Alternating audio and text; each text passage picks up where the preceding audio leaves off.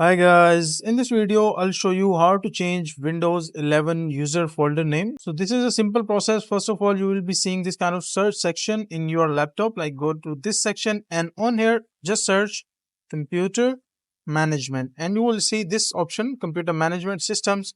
So you just open it from this section or just open it, and once you open this you will be seeing this kind of interface. So from here on the left side just go to this section called local users and groups.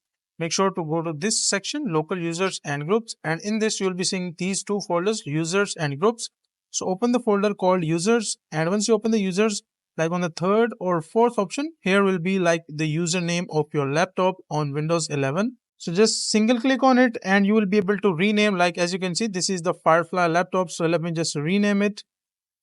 Let's say write down a name, and after that just right click and you will be able to save the username of the laptop. So that is a simple and easy process of how you can save or change the user folder name in Windows 11.